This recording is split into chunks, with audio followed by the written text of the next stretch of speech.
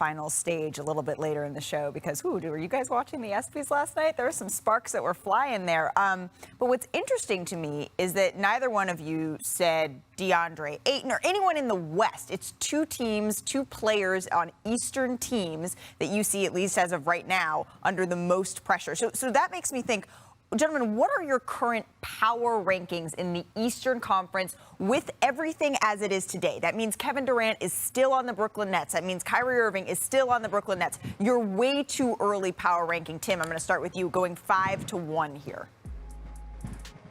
Look, I'm going to put a virtual dead heat at 1, honestly. I said it's a coin toss. Milwaukee and Boston, I could sit here and really talk about either of those teams, make a great case why they're going to be in the NBA Finals. I just think they're both there.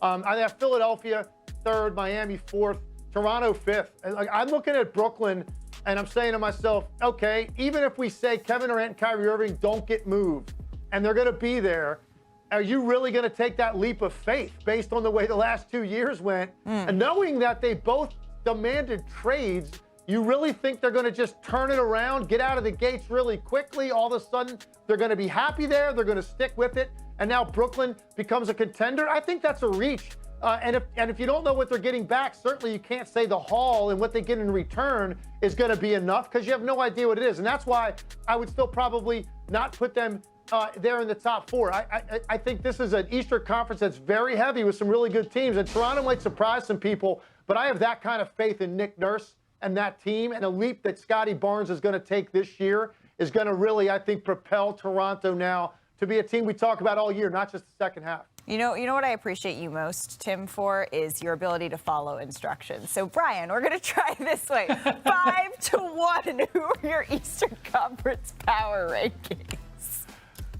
Malika, I can't believe I'm saying this, and I agree that I could be mocked for what I'm saying, but I like the Brooklyn Nets offseason so far. They actually have added a couple of nice veteran pieces, Royce O'Neal, TJ Warren, low risk, potential high reward. They re-signed Patty Mills. They re-signed Nick Claxton. They're going to have some really good shooting on that roster. Assuming those guys are back, which I have to assume right now, I might even be low. Of course, their team chemistry could be a disaster, but even saying 5 might be low for them. And then you look at Philadelphia. We just talked about how much Philadelphia has improved. I actually want to put them higher, but the Harden thing is such, is so unclear. So I got to wait and see. I have huge respect for the Miami Heat and what they are as a team. I think they're getting forgotten about because they haven't done a major move and they lost PJ Tucker, but they're still a great team and they still have, terrific bones. The Celtics I have at number 2, although I'm with Legs. I mean, you could make a strong case for number 1. They've upgraded their roster on a team that went to the finals. I think had the Bucks had their full team together, I think if Chris Middleton was healthy, they win the East and they might have won the title again.